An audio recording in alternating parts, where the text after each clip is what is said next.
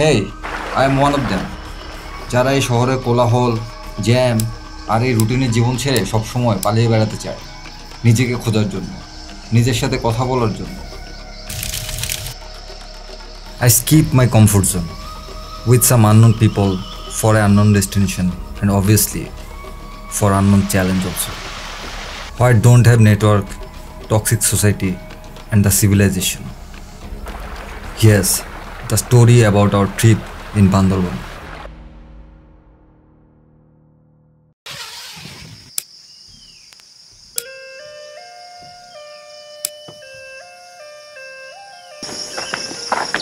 This is our day 3 and this is our last day. আমরা আছি এখন বান্দরবানের লামা উপজেলাতে। বেশিরভাগ ট্রাভেলারদের কাছে থানচি, রুমা, আলীকদম খুব বেশি ফেমাস হলেও কিন্তু লামাতেও যে হিডেন এত সুন্দর সুন্দর জায়গা আছে, এটা আপনি লামাতে না আসলে, এক্সপ্লোর না করলে অ্যাকচুয়ালি বুঝতে পারবেন। আর ঠিক এখানে আমাদের গল্পটা একটু আলাদা।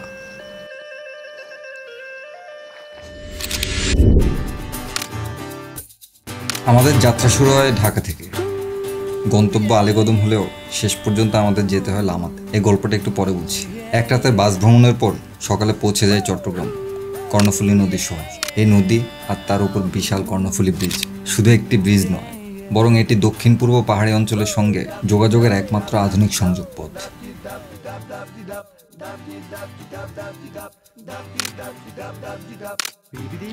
চকরিয়া হয়ে বাই রোডে যাত্রা শুরু।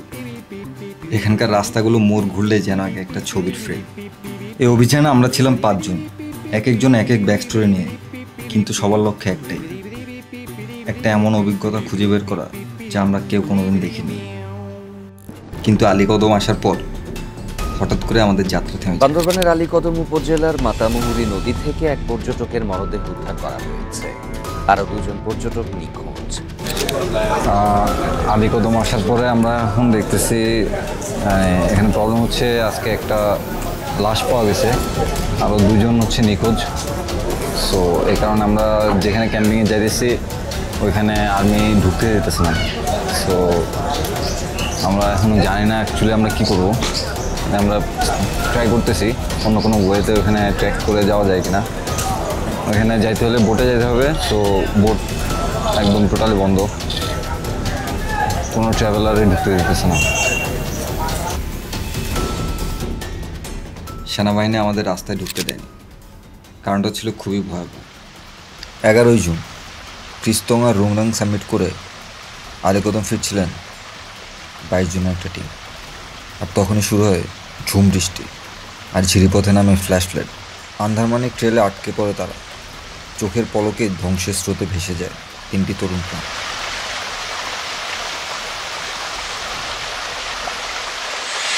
ট্রেকিংয়ের সব রুট বন্ধ, আমাদের সামনে একটাই অপশন, লামা। আর লামাতে আমরা খুঁজে পেলাম এক ম্যাজিক্যাল লোকেশন। আলীকদম থেকে রওনা দিলাম ইখাতং ভ্যালির দিকে। আমাদের গন্তব্য সিলেট তোয়া বাজার। ওখান থেকে ঘন্টাখানেক ট্রেক করে উঠতে হবে ভ্যালিতে। যাইতাম কই আইলাম কই। একদিকে তো রাত নেমে আসছে, আর একদিকে শুরু হলো বৃষ্টি। পিচ্ছিল পাহাড়ি পথ, আমাদের শুরু হলো চ্যালেঞ্জিং ট্রেক। আমরা পেরিয়ে গেলাম প্রায় 500 সিঁড়ি। সেরা ভাই সেরা, রাতের বেলা এরকম ট্রেকিং কখনো কল্পনা করি না ভাই। সিঁড়ি কি শেষ হবো? মিনিমাম 1000 সিঁড়ি হবো না? 1011 সিঁড়ি। 30 মিনিট ট্রেকিংয়ের পর চারপাশ ঢেকে গেল মেঘে, আর বুঝতে বাকি রইল না আমরা পৌঁছে গেছি মেঘের রাজ্যে। আর সাথে ছিল গানের ছন্দে পাগল একদম ট্রাভেলার। ওয়েলকামটা ঠিক যেন কোনো ফিল্মের দৃশ্য।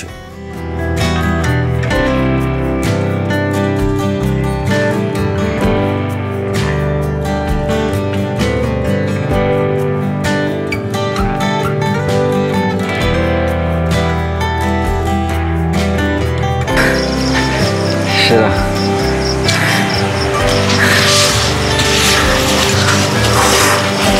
I love it. সেরা। ওকে, টাক।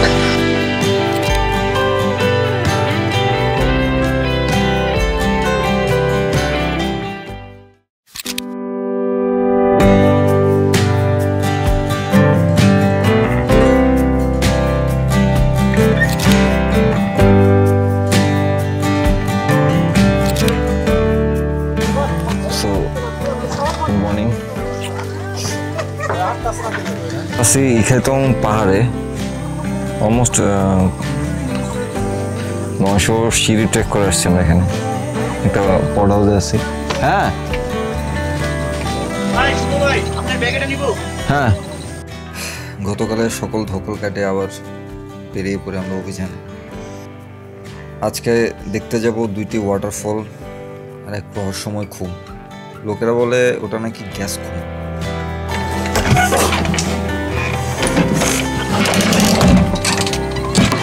সো সম্ভবত আমাদের ঝর্ণা ট্রেক 1 ঘন্টা। এখানে আমাদের টিমমেট ফটো সেশন চলতেছে। এখন কই যেতেছি? ঝর্ণায়। ইখাইতংবিলি ঝর্ণা, ইখাইতংবিলি ঝর্ণা আর হচ্ছে একটা খুমে যেতেছি। খুমের নাম কি? খুমের নাম হচ্ছে গ্যাস খুম। ও, এটা হচ্ছে রিসোর্টের সবচেয়ে মজার tree house.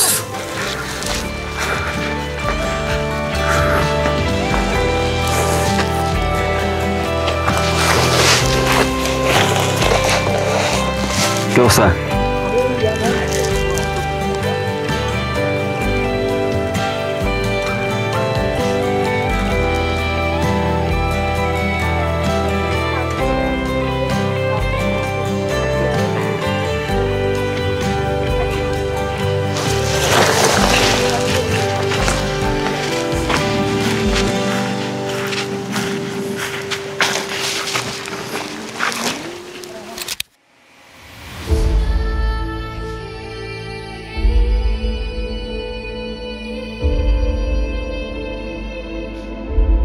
Rajib view view এই যে, আরে এই যে ভিউ, এই যে এই যে এটা ভিউ রাজীব, ওইটা ভিউ না, এটা ভিউ। আমরা পাহাড় বেয়ে বেয়ে নিচে নামতে শুরু করলাম।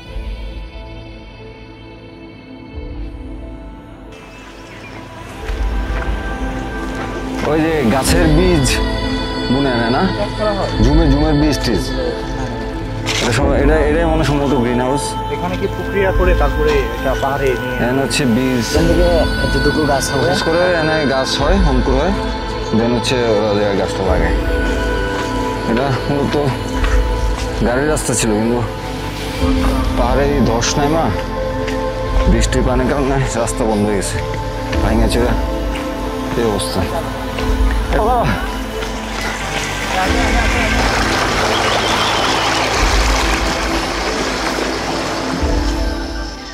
প্রচণ্ড রোদের মাঝে হেঁটে হেঁটে যখন ঝিরিপথে নামলাম, মনে হচ্ছিল আমরা একটা অন্য গ্রহে ঢুকে গেছি।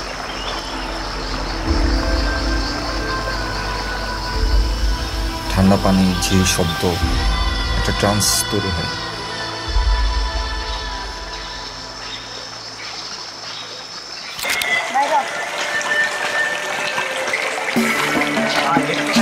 কি চেক করো? গ্যাস এখানে কি দিয়ে গ্যাস উঠে, গ্যাস দেখা যায়, গ্যাসের খুনি আছে এখানে।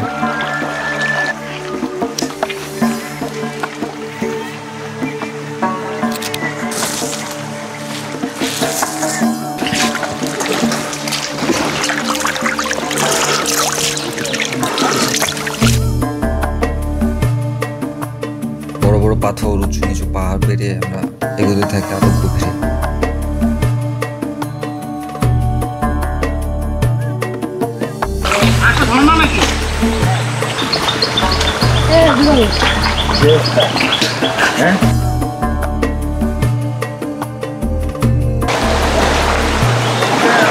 আয় হায় ব্রো, এটা কি ভাই? এটা তো পুরো হ্যাভেন।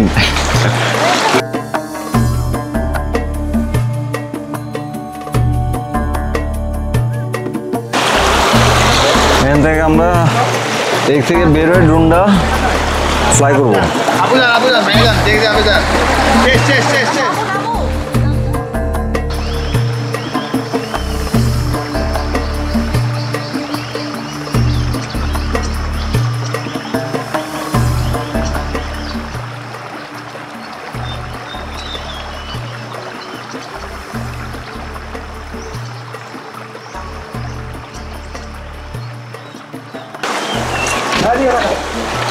বন্য গরু না মনে হয়, না এই যে গলায় ঝুলানো বন্য গরু না।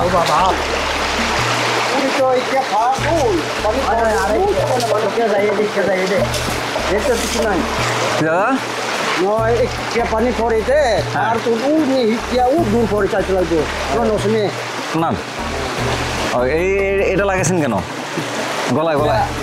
ইচ্ছা ডুঙ্গি রে যে মারতে গেলে হুলি খায়। ও মানে এটা হারাই গেলে হচ্ছে এটা সাউন্ড শুনে আপনারা খুঁজে বের করেন। ও ঠিক আছে। এটা কি কিছু নাই মামু, এটা কি জসু করা। এটা কি ধরছেন, শিকার করছেন? খাবেন?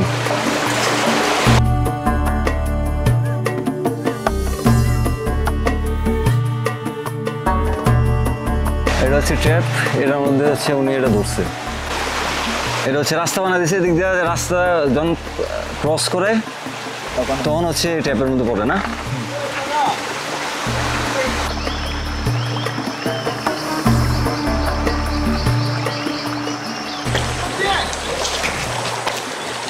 যে রাবার মেশিন,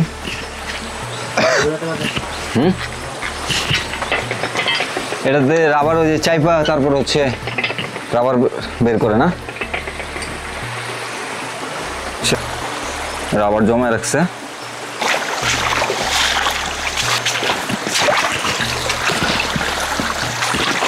আমরা কনফিউজ, আমাদের টিম কি এদিকে গেছে নাকি ওই রাস্তাটা দিয়ে গেছে শিওর না আমরা।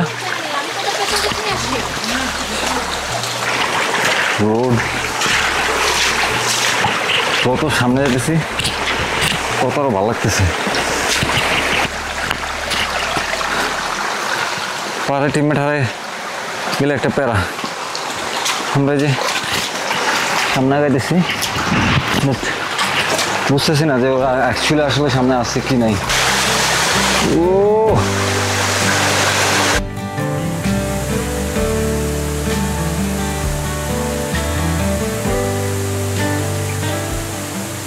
ব্রো, আই নো আমরা যে জায়গাটাতে আছি এটা খুব ওয়াইল্ড একটা ঝর্ণা না।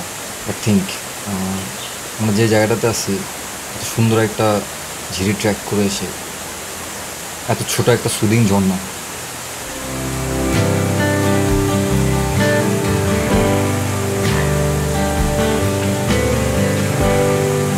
আর এ সাইলেন্ট প্লেস যেখানে কোনো টক্সিসিটি নাই, সিটি ক্রাউড নাই, লাইফের কোনো প্যারা নাই। তো জাস্ট মানে এখানে বৈশা ঘন্টার পর ঘন্টা কাটা দেওয়া যাবে। এই পাশে ঝিরি, সামনে দিয়ে আরেকটা ঝিরি,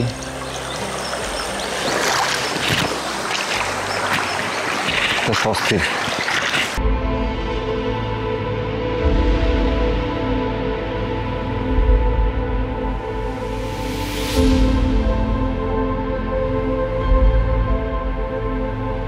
কিছুক্ষণ বসে থেকে আবার রওনা হই, আবারও সামনে পা বাড়াতে থাকি, কখনো পাহাড়ি পথ, কখনো ঝিরি পথ। আর কিছুক্ষণ হাঁটার পরেই কানে গর্জন আসতে শুরু করে। আমরা পৌঁছে যাই আমাদের দ্বিতীয় ওয়াটারফল।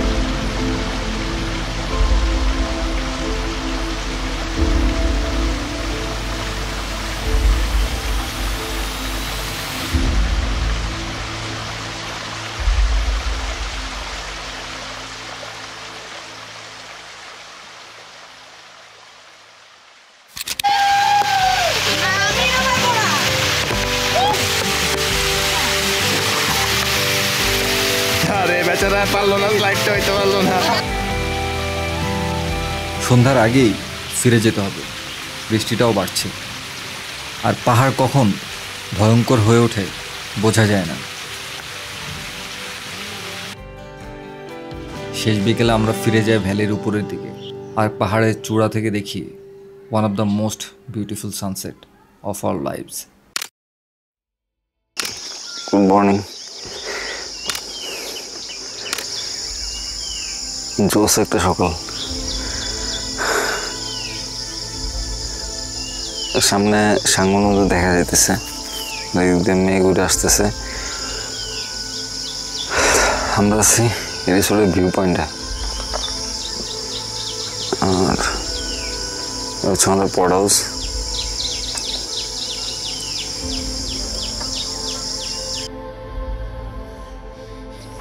আজকে আমাদের ট্রিপের লাস্ট ডে। আজকে আমরা এই ভ্যালি থেকে ব্যাক করব। আসলে মানুষ ভাবে আমরা ট্রাভেল করি সুন্দর ভিউ দেখতে, কিন্তু আমরা ট্রাভেল করি নতুন গল্প কিংবা নতুন এক্সপিরিয়েন্সের জন্য। জীবন যেমন আনপ্রেডিক্টেবল, পাহাড়ও আনপ্রেডিক্টেবল। আর একটা কথা মনে রাখবেন, পাহাড় কখনো নিরাশ করে না। জীবনের মতোই পাহাড় হয় কিছু দেয় কিংবা কিছু কেড়ে নেয় অথবা শেখায়।